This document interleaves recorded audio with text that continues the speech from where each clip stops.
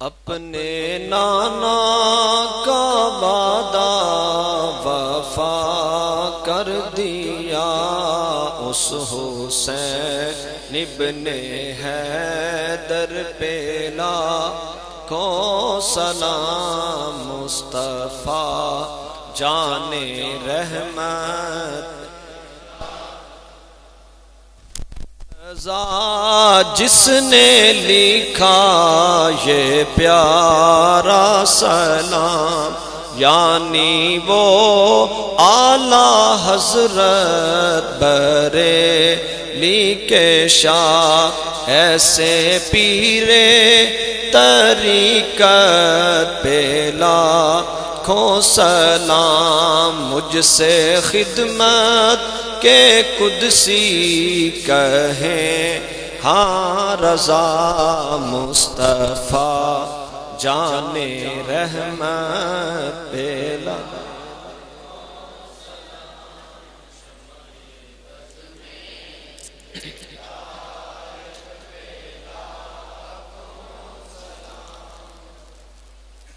अल्लाह रब्बुल इज़्ज़त का लाख शुक्र है कि जिसने तौफीक बख्शी और आज हम उसके घर में मौजूद हैं। और महफिल का उन्वान देखें, इज्जत रसूल कॉन्फ्रेंस। मेरा ईमान ये कहता है कि जो यहाँ पर हुजूर की इज्जत के लिए जमा हुए हैं, इंशाअल्लाह रोज़े महशर भी यूं ही जमा होंगे। अल्लाह पाक नबी पाक सल्लल्लाहु अलैहि वसल्लम की इज्जत की हिफाजत करने की तौफीक बख्शे। और जितने भी उलमाए किराम तशरीफ लाए हैं, सना खान हैं, और जितने भी आप मुअज़्ज़ज़ बुजुर्ग नौजवान बच्चे तशरीफ लाए, अल्लाह ताला क़यामत के रोज़ लिवाउल हम्द के नीचे जगह अता फरमा दे। मेरे बाद भी किबला मुफ्ती साहब का खिताब होगा, उससे पहले मैं अपनी बेतरतीब सी बातें आपके सामने करना चाहूँगा। इस वक्त उम्मत मुसलमान एक फितने का शिकार नहीं है, बल्कि हर सू फितने ही फितने हैं। और फितनों ने अंधेरी रात की तरह अपनी लपेट में ले रखा है। इस वक्त जो हालात जा रहे हैं, किसी भी आल में दीन का खिताब सुन लें, किसी एक जहद से खिताब नहीं होगा। उसका सबब यह है कि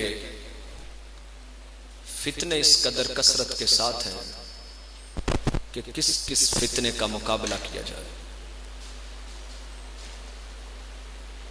आका अलैहिस्सलाम का फरमाने गिरामी है कि दज्जाल उस वक्त आएगा जब उलमाए किराम दज्जाल का जिक्र करना मिंबरों पे छोड़ देंगे।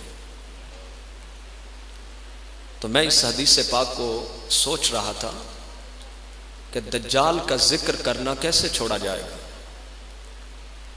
कि उसे दाखिली और खारजी लिहाज से इतने फितनों में उलझा दिया जाएगा कि कभी उसे फुर्सत नहीं मिलेगी। अभी फ्रांस के अंदर जो कुछ हुआ है, और आज भी जिस तरह कायदे मिल्लत इस्लामिया अल्लामा खादिम हुसैन रज़वी दामत बरकातुहुमुल आलिया, जिस तरह उनकी मस्जिद और घर का इस वक्त जिस लम्हे में हम मौजूद हैं, इस वक्त भी वहाँ पे पुलिस ने उनके घर का घेराव किया हुआ है। और उनसे कबल मुफ्ती आज़म अल्लामा मोहम्मद अशरफ आसफ जलाली साहब ज़ीदा मजदूह, आपको पाबंदे सलासल किया हुआ है। शेरों को पिंजरों में बंद कर रहे हैं और गीदड़ और कुत्ते बाहर फिर रहे हैं।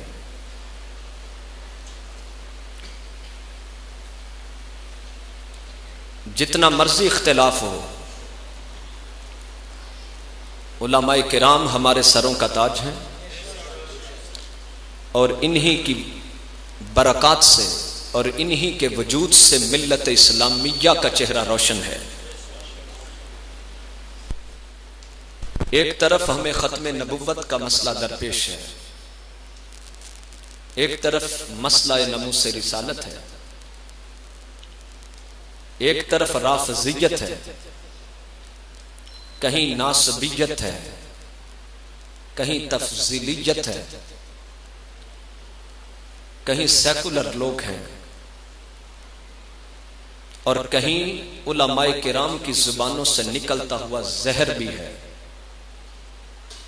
कि जिन्होंने लड़ना था कुफ्र के खिलाफ वो अपनों को जख्मी कर रहे हैं। उनमें से अक्सरियत गैरों के हथियार के तौर पर इस्तेमाल हो रहे हैं। बड़ी बड़ी पगड़ियां और बड़े बड़े जुब्बे और दस्तार इस वक्त गैरों के हाथ में हैं। कहीं पर साहिबजादे हैं और कहीं पर सैयदजादे हैं। अल्लामा इकबाल ने कहा था कि कुम भी इज़्निल्लाह जो कह सकते थे रुखसत हुए, खानकाहों में मजाबर रह गए या गोरकुन। हम सैयदजादों का एहतराम करते हैं, बल्कि हमारे इमाम ने हमें सिखाया है कि तेरी नस्ल पाक में है बच्चा बच्चा नूर का। आका तेरी नस्ल पाक में है बच्चा बच्चा, तू है ऐने नूर तेरा सब घराना नूर का। लेकिन इस वक्त बहुत सारे सैयदजादे हक बात को लेकिन मैं छुपा कर नहीं रखता, कहता हूं वही बात, समझता हूं जिसे हक। इस वक्त बहुत सारे साहिबजादे और बहुत सारे सैयदजादे ऐसे हैं जिन्हें अकीदा अहले सुन्नत की चंदा खबर नहीं, जिन्होंने अकीदा अहले सुन्नत पढ़ा तक नहीं। बाप सज्जादा नशीन था, बेटा बगैर किसी मेहनत के उस कुर्सी का वारिस बन गया। अल्लामा इकबाल ने कहा था कि अहदे हाजिर है हकीकत में वही अहदे कदीम, अहले सज्जादा हैं या अहले सियासत हैं इमाम। मुकाबला फितनों का कहां से हो? हमारे पीरों को खुद जरूरत है दीन पढ़ने की, हमारे साहिबजादों को और सैयदजादों को खुद जरूरत है कि अकीदा अहले सुन्नत पढ़ें, क्योंकि ये अकीदत का मरकज होते हैं। हजार लोग अपने अरादत की वजह से इनके साथ अपनी अकीदत जोड़ के रखते हैं। अगर किसी का पीर, कोई साहिबजादा, कोई सैयदजादा या कोई लीडर या कोई उस्ताद, अगर वो 1 फुट फिसलता है तो उसके पीछे चलने वाला कई मील तक फिसल जाता। वो खानकाहें जहां से काला काला रसूलुल्लाह की सदाएं आती थी, जो मुहद्दिस पैदा कर रहे थे, वो खानकाहें जो मुजद्दद पैदा कर रही थी, वो खानकाहें जो गैरत पैदा कर रही थी, आज उन खानकाहों की खोख बांझ होती चली जा रही है।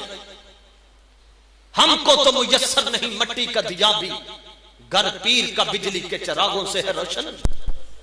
नजराना नहीं सूद है पीराने हरम का, हर खिरका सालूस के अंदर है महाजन। अगर इस वक्त अकीदा अहले सुन्नत की हिफाजत करनी है तो आपको अपनी सारी सबको अपनी खानकाहों पर गहरी नजर रखना होगी, आपको अपने पीरों पे नजर रखनी होगी, साहिबजादों पे नजर रखनी होगी, इसलिए कि ये सारे गैर नबी हैं और गैर नबी से खता का इम्कान है।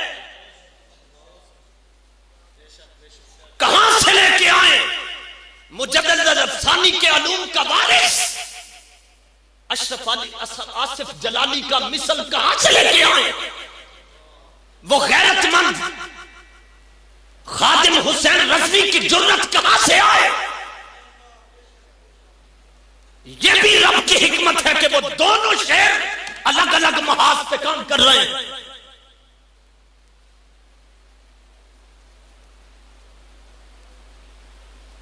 शेरों को अंदर बंद किया और कुत्ते भौंकते हैं। वो जहांगीर बादशाह सामने सैयदना हजरत मुजद्दद अल-सानी खड़े हुए थे। वो सैयदना फारूक आजम का बेटा जब जहांगीर के सामने खड़ा हो गया था, वो जब राम रहीम की पहचान खत्म हो रही थी, जब खुदा और भगवान को एक बनाया जा रहा था, उस वक्त मुजद्दद अल-अफसानी खड़े हुए। उन्होंने जहांगीर का मुंह बंद किया कि नहीं? गर्दन ना झुकी जिसकी जहांगीर के आगे, वो जिसके नफ्से गरम से है गर्मियां हरार। उस जहांगीर में भी इतनी गैरत जरूर थी कि जब मुल्ला शोस्तरी ने जब सैयदना हजरत उमर फारूक की गुस्ताखी की है, तो उस वक्त उसको पता चला, जब मुजद्दद अल-अफसानी का बाद में वो मुरीद हो गया, जहांगीर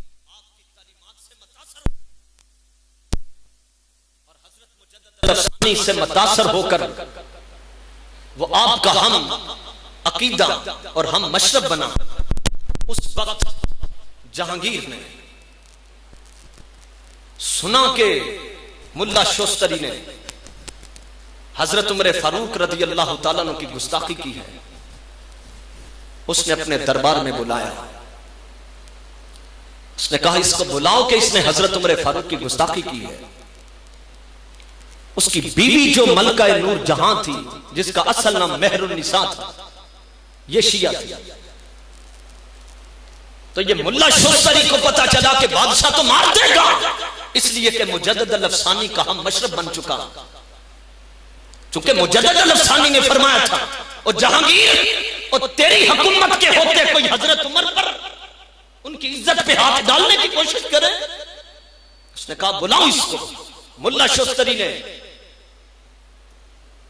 मलका नूर जहां को कहा कि बादशाह तो मुझे मार देगा।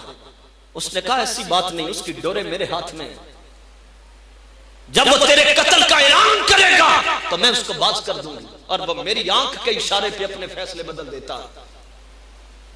मोहब्बत बड़ी थी। जब बुलाया गया उसको मुल्ला को, वो जो खुद भी शिया था और बीवी भी शिया थी, जब दरबार में खड़ा किया गया, उसने कहा तूने हजरत उमर की गुस्ताखी की है? उसने कहा जी मैंने की है। उसने कहा तलवार मुझे दे। जब उसने तलवार मांगी तो नूर जहां पीछे से बोली कि ये फैसला चेंज करो, ये अपना फैसला बदल डालो। जो जवाब उसने दिया था वो गैरतमंद आदमी ही दे सकता है। उसने एक तरफ बादशाह ने पीछे देखा, हालांकि सेकुलर आदमी था, लेकिन चूंकि मुजद्दद अल-अफसानी की सोबत पे बैठ चुका था, उसने पीछे मुड़ के कहा जाने मन जान दानत ईमान न जानत, मैंने तुझे अपनी जान तो दी है मगर मैंने अपना ईमान तेरे हाथ में नहीं दिया। वो तलवार पकड़ी थी, सर कलम कर दिया। एक रियासत मदीना के वारिस के लिए, और उसके कहने पर जहांगीर ने इतना बड़ा कदम उठाया कि अपने उस वजीर की गर्दन बड़े दरबार में कत्ल कर दी।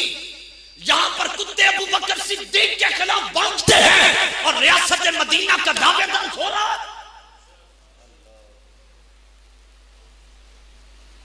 ये एक धोखे के सिवा कुछ नहीं। फ्रांस में गुस्ताखी हुई है अभी, और अल्लामा खादिम हुसैन रज़वी ने क्या फरमाया कि 7 सितंबर को निकलो कि जिस दिन कादियानियों की तबूत पे आखिरी कील ठोकी गई, आज गिराव हो रहा है।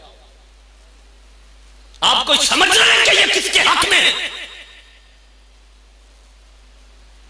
और उससे बड़ा भी कोई बेगैरत हो सकता है जो इस्लाम का नाम लेकर इस्लाम वालों को लूटता है, जो मदीने का नाम लेकर मदीने के फिक्र वालों को लूटता है। उससे बढ़कर भी कोई जालिम हो सकता? कुरान मजीद में है, जो मैंने आयतें पढ़ी आपके साथ, वो सुने क्या कुरान कहता है। फरमाया अल्लज़ीना यत्तखिज़ूनल काफिरीन औलिया, फरमाया वो लोग जो काफिरों को अपना दोस्त बना लेते हैं, जो काफिरों को अपना, सारे बोले अल्लज़ीना वो जो यत्तखिज़ूना, वो जो बना लेते हैं, अल काफिरीना, काफिरों को, औलिया, अपना दोस्त बना लेते हैं, मिन दूनिल मुमिनीन, और मोमिनों को छोड़ देते हैं। दोस्त किन को बनाते हैं? बोलो, काफिरों को, और छोड़ किसको देते हैं? ये किन की बात हो रही है? वो कौन से लोग हैं कि जो काफिरों को तो दोस्त बना लेते और मोमिनों को छोड़ देते? इधर कश्मीर लुट जाए इन्हें परवाह तक नहीं है, उधर बर्मा के अंदर मुसलमानों का कीमा कर दिया जाए इन्हें परवाह तक नहीं है। यहां बात किनकी हो रही है? इराक के अंदर बच्चियां चीखती रहे, उनकी इज्जत की परवाह नहीं है, और दूध पीते बच्चों को मां की गोद से छीनकर उनको इस तरह गाठियों की तरह घुमाकर सर दीवारों से पटक दिए जाए, इनके सर पे जूते न रेंगे। कश्मीर वाले हाथ उठा उठाकर दुआएं करते, इन्हें होश तक नहीं। कुरान कहता अल्लज़ीना यत्तखिज़ूनल काफिरीना औलिया मिन दूनिल मुमिनीन, फरमाया कि वो जो मोमिनों को छोड़ देते हैं और काफिरों को दोस्त बना लेते हैं। ये किन की बात हो रही है? इससे पिछली आयत पढ़े, फरमाया बश्शिरिल मुनाफिकीन। बात किन की हो रही है? अब बोलो, मुश्किल अल्फाज तो नहीं। बश्शिरिल मुनाफिकीन, फरमाया कि मुनाफिकों को बशारत दे दो। किस चीज की बशारत? तो अच्छी चीज की होती है, लेकिन उलमा जानते हैं कि यह अंदाज कौन सा है। काफिर को जब अजाब दिया जाएगा तो उसको भी कहा जाएगा ना, ज़ुक इन्नका अंतल अज़ीज़ुल करीम, चख तू बड़ी इज्जत वाला था, बड़े करम वाला था तू। ये तंज है। और कुरान ने कहा बश्शिरिल मुनाफिकीन, मुनाफिकों को बशारत सुनाओ। किस चीज की? बि अन्ना लहुम अज़ाबन अलीमा, कि इनके लिए दर्दनाक अजाब है। क्यों? अल्लज़ीना यत्तखिज़ूनल काफिरीना औलिया मिन दूनिल मुमिनीन, कि ये मोमिनों को छोड़ते हैं और काफिरों को क्या करते हैं? क्यों दोस्त बनाते हैं? सवाल ये है कि वो मुसलमानों को छोड़ते हैं और काफिरों को दोस्त बना लेते हैं, मगर सवाल ये है कि वो काफिरों को दोस्त क्यों बनाते हैं? उसका जवाब भी कुरान ने दे दिया। फरमाया अयब्तगूना इंदहुमुल इज्जा, फरमाया ये मुनाफिक काफिरों से दोस्तियां करते हैं, और करते क्यों हैं? कि ये काफिरों से इज्जत चाहते हैं। अयब्तगूना, क्या ये तलाश करते हैं?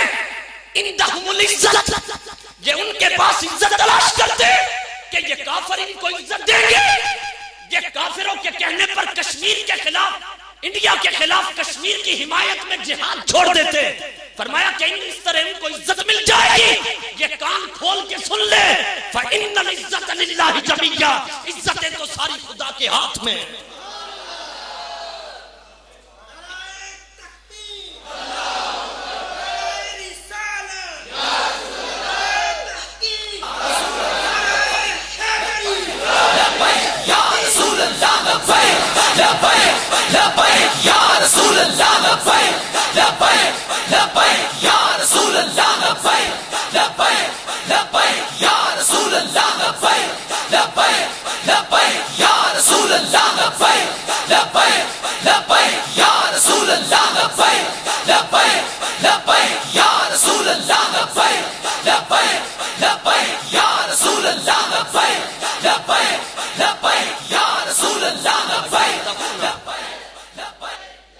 यब्तगूना, फरमाया इन मुनाफिकों की चाहत ये है, इंदहुमुल इज्जत, कि ये उनके पास जाकर इज्जत तलाश करने जाते, ये उनकी जाके झूठी हड्डियां चूसते हैं।